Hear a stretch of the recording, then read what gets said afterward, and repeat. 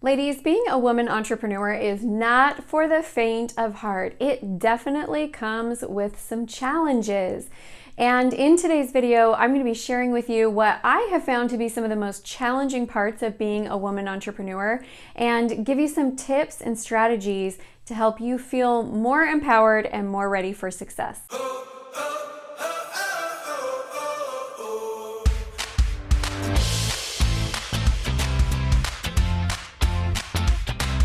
Hi, I'm Amy Walker, small business strategist, speaker, and author, and thank you for watching the CEO Spot. This is your place to be for getting the tips that you need to actually grow your business, but also having conversations like this one that are really here to help you understand yourself and your business and how to be more successful, how to have better balance in your life. If you haven't done it yet, make sure that you subscribe to the channel and hit that bell notification so that you can get notified every time we release new content. So, being a woman entrepreneur, I would not say it's easy. I would say it's challenging. And for me, on my journey, I've had great highs and I've had some struggles and some lows and some times where I felt like I knew exactly who I was and where I was going and what I was going after, and times where I'm floundering a little bit going, who do I want to be when I grow up?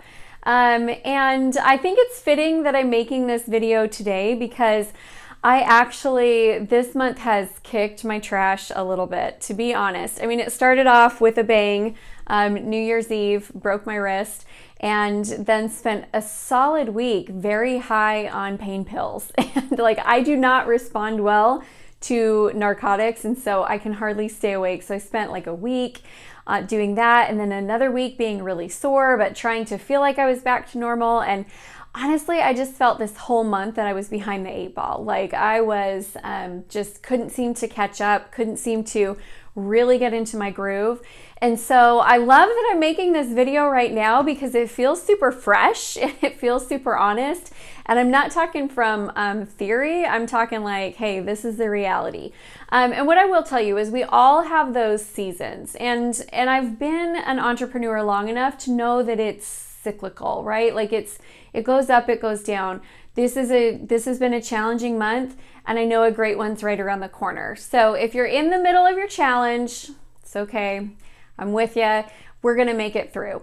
And some of these things I think are more long-term strategies to help you to be able to be more successful. So let's jump into it. Here are 6 challenges of being a woman entrepreneur. Challenge number 1. We have too much on our plates. We just do. This has been made very apparent to me this month because I'm oh wow, my life is so full. I'm not allowed to get injured or everything doesn't really work. For the first time in a month, I don't have any laundry to fold, and it's not because I got it done, it's because my husband got it done. For the first time in a month, I'm starting to get caught up on some things, but other things I'm weeks behind, and I'm looking at it going, I might just have to cut some stuff out. So here's the deal with having too much on our plates. What I have found, especially when you step into entrepreneurship, is that you already started with a full plate. A lot of women, when they're stepping into entrepreneurship, they have a job, they have a family, they have responsibilities, they're involved in their community, and then they step into starting a business and they try to make it fit in with all of that already full life, and it's overwhelming and it doesn't really work well. That happens, and we get to that point where we had a full plate and then we add more onto the plate.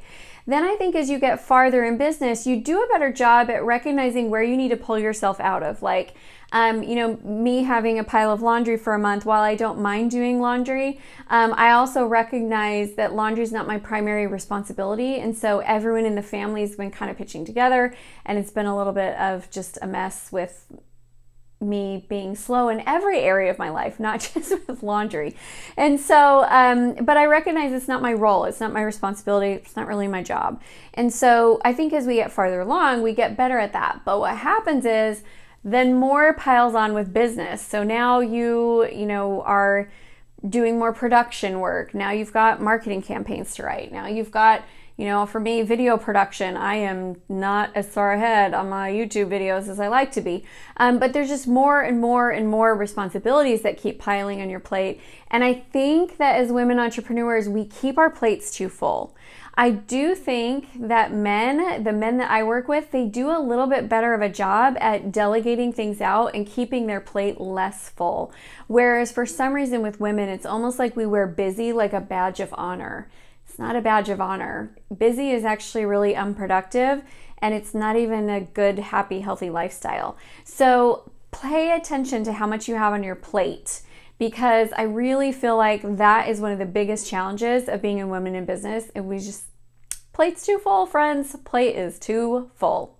Challenge number 2 is that I think we have unrealistic expectations. Again, I am recognizing that this has totally been a thing that has been real in my world, because I honestly expected that I was going to break my arm and get everything done that I needed to get done. Like, I'm not a wimp, I can do this.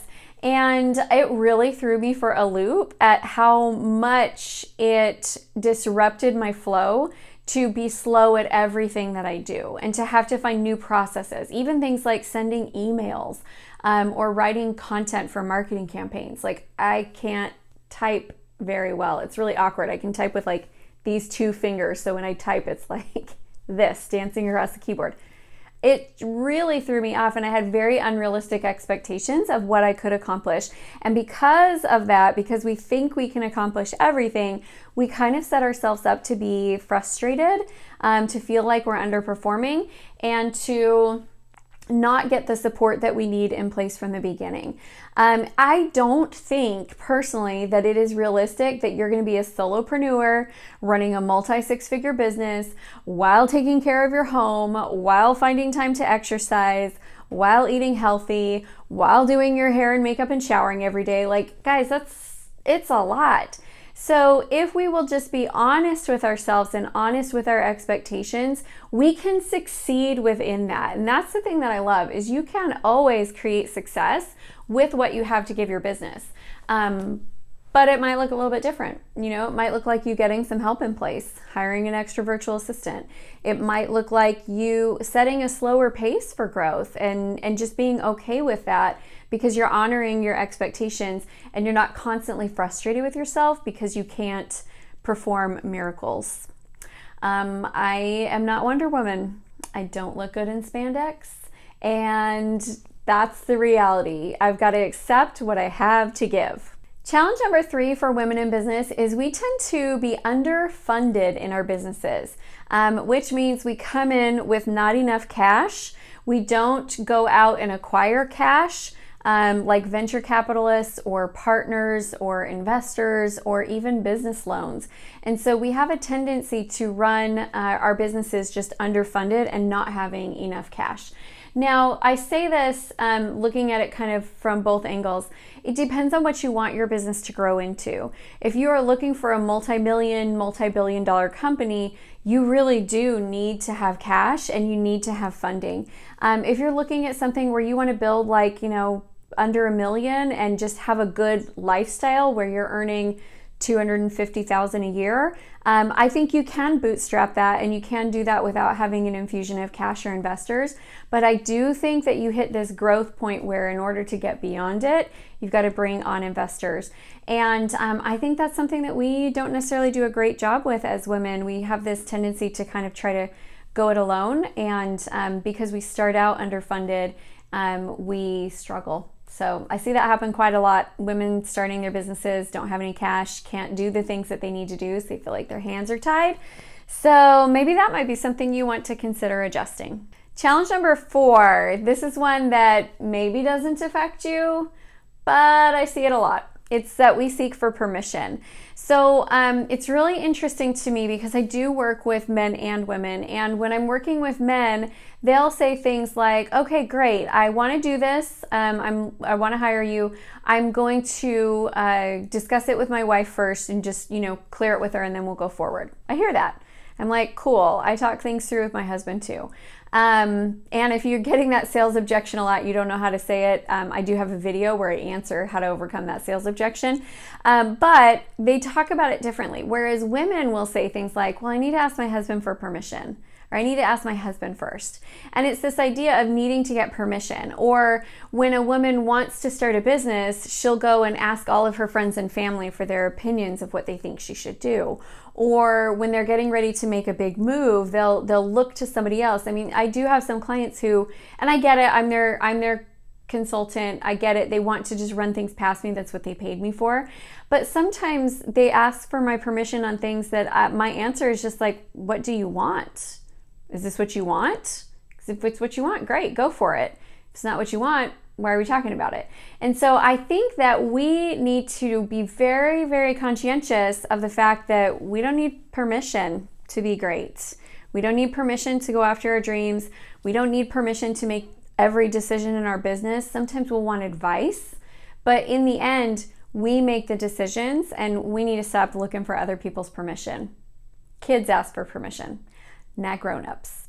Challenge number 5 is one that has not been a challenge for me in exactly the same way, but I know it is a challenge for a lot of women, and it's that your partner feels threatened by your success. So what happens is you start going after it in business, you start creating stuff, getting stuff done, and all of a sudden there's this friction where your partner maybe feels like they're going to be left behind. Maybe there's some insecurity. Maybe you're making more money than they are. I wrote a blog post years ago about how to out-earn your husband and what that process looks like. And there can be some friction between your partner. Now, my husband is amazing, and he's always been amazing, and he's always been very supportive. So I don't think this showed up for me in the sense of like him feeling like he was, leaving me behind or trying to pull me back down with him. But we did have that friction still, because I felt like he was not growing at the pace that I was growing at. And so I was constantly trying to force him to grow like I grow. And he was like, Amy, you do you, I'll do me. Together we'll be happy. And it took me some time to really get that. But this is a common and it is a valid concern that there are a lot of men who are threatened when you go and you start to change and you start to grow and you start to develop and you don't financially need your spouse as much anymore. So my advice for this is just really, as you're growing your business, you've got to equally work on your marriage. I mean, they have to grow together. It's not like I could just grow in business, not pay attention to my relationship and expect that my husband is going to feel safe and secure and loved and valued. So I do think that you can make it through this if you guys are both committed to the same outcome. And that really has been, for my husband and I, that's what keeps us together. Whenever there's friction or whenever we're growing in different ways and at different timelines, we want the same things and we're committed to the same outcomes. And we have a lot of conversations and we talk about things and try to keep that communication field really, really open. 6th challenge of being a woman in business, a woman entrepreneur, is that sometimes we minimize our power. We don't trust our voice. We hold back. I've said before, I feel like sometimes I'm running business with one foot on the gas and one foot on the brakes. And I'll have moments where I really like step into my power and shine and I know exactly who I am. And then I have other moments where, to be honest, like I shrink back. And that process, I think, is human. I don't think that's a challenge that we own as women and men don't experience. I just think that's a human challenge.